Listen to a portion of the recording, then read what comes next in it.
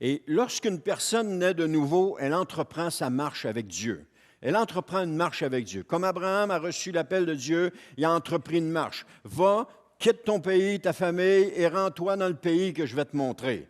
Et chacun de nous avons reçu ce même appel-là. Va, quitte ce monde dans lequel tu as grandi, et viens, je te montrerai quelque chose de nouveau. Tu vas entrer dans le royaume des cieux, tu vas marcher dans le royaume des cieux. Tu vas voir que c'est complètement différent. Amen. Alors, lorsqu'une personne naît nouveau, elle entreprend sa marche avec Dieu et Dieu lui parle et généralement, elle obéit.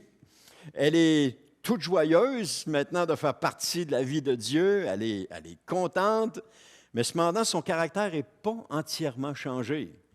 Elle est heureuse parce qu'enfin, elle a trouvé ce qu'elle cherchait.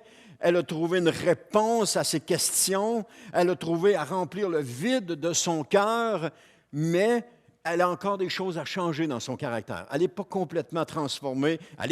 Oui, la parole de Dieu nous dit que lorsqu'on est de nouveau, les choses anciennes sont passées et toutes choses sont devenues nouvelles. Alors maintenant, elle commence à marcher en nouveauté de vie, mais il y a encore des petits travers. Il y a encore des petites affaires. Mais gloire à Dieu, si cette personne-là persévère, elle va être changée de gloire en gloire, comme nous dit la parole. Elle va être transformée. Et après quelques années de vie chrétienne, si elle n'a pas abandonné, elle va lever les mains et elle va dire, « Seigneur, je te remercie d'avoir fait ce que tu as fait de moi.